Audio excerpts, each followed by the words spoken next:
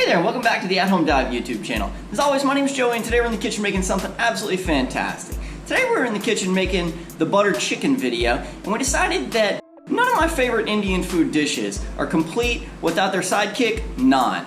So today we're going to throw together a quick video to show you how to make the fantastic naan at home using mostly things that you already have. So sit back, hit that subscribe button, and let's dive right in.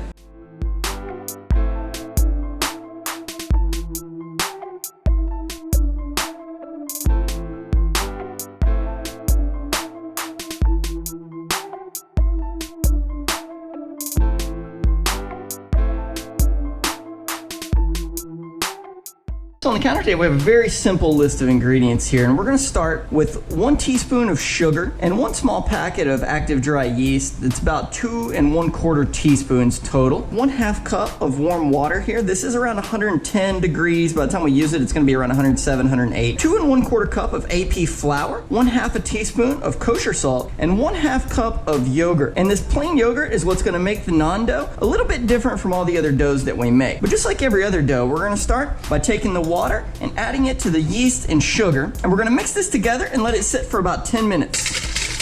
So here in about 10 minutes we're going to come back and take a look at this, and hopefully it's going to look quite a bit different. It's been about 10 minutes, and as you can see, the yeast looks totally different now. It's nice and foamy. That's a great sign. You can start to smell it and start to activate. We're going to add in about half of the flour. You don't have to measure that. Just dump in about half, and that'll be just fine. We're going to go ahead and add in the yogurt. And then I'm going to take my fingers and I'm going to put them together about like this, and I'm just going to start to work the flour and the yeast mixture and the yogurt all together. And as you can see, it should be nice and loose, and we're just going to get the flour well incorporated. And now I'm going to go ahead and add in the salt. I'm simply just mixing this together and trying to get it somewhat well mixed. It's not going to mix perfect because it is too thin to break up a lot of the flour clumps. But now that it's mixed well, we're going to go ahead and add in the rest of the flour. It's going to be difficult to keep your fingers together, so we're going to start to work this more like a traditional dough.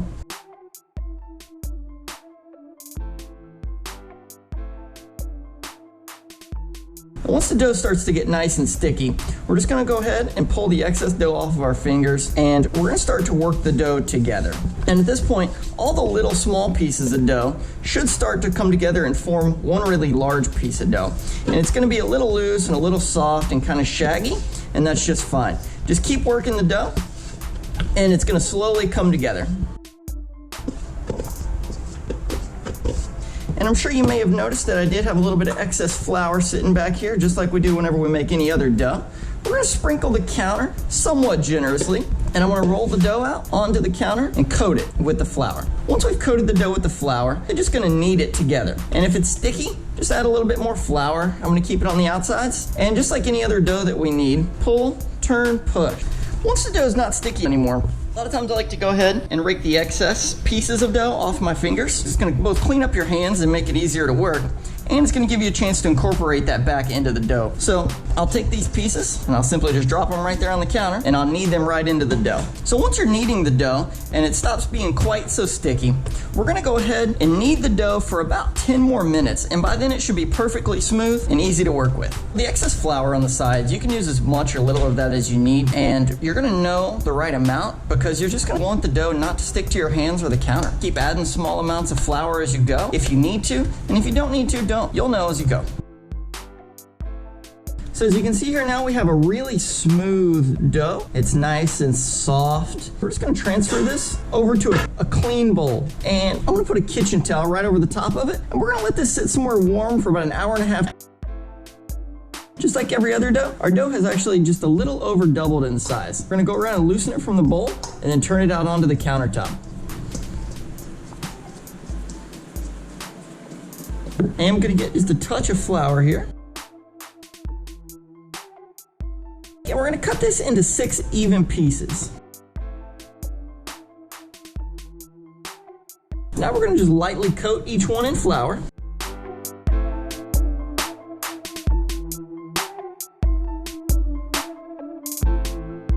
Once we have these cut and coated, we're just gonna press these out. You can use a rolling pin if you want, but I like to just use my fingers and press it out and give it the slightly rustic look. This may require a slight bit of additional flour, just like working with any dough whenever you go to stretch it out, just to keep it from sticking. If you do tear your dough, don't worry about it too much. You can actually just kind of fold it right back into itself.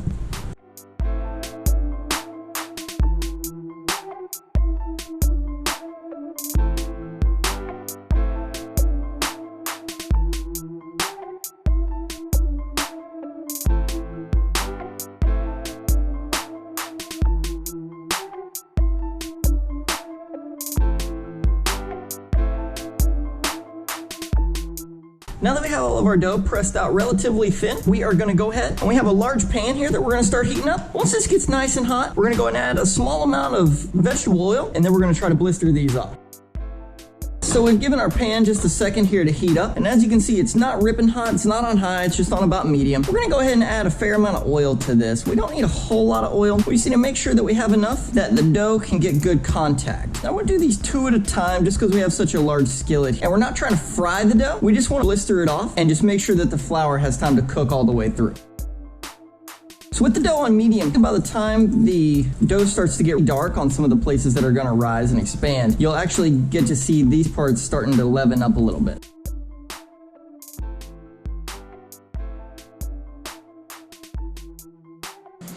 And if you get curious as to see how dark it's getting, simply just lift one side and take a look.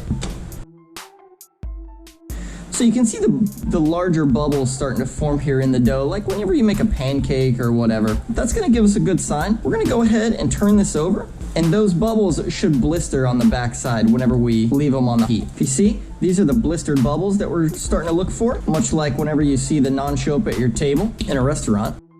Again, I'm just rotating these to keep the heat nice and even and keep them cooking even.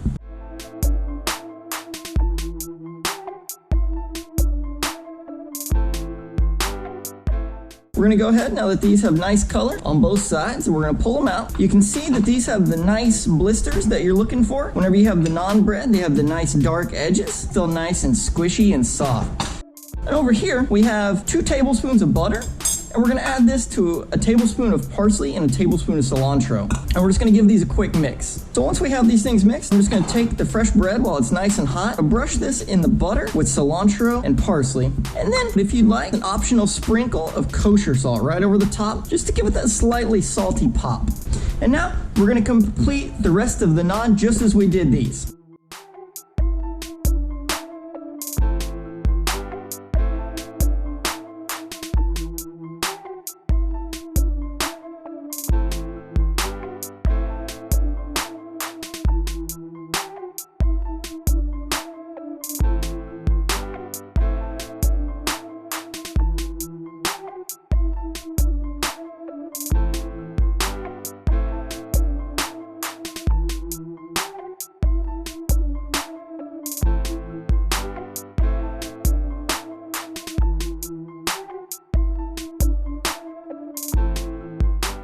Well, that wraps us up on how to make homemade naan. Comment below and let me know how yours turn out. Thank you so much for watching. If you liked the video, be sure to subscribe. Have a great day.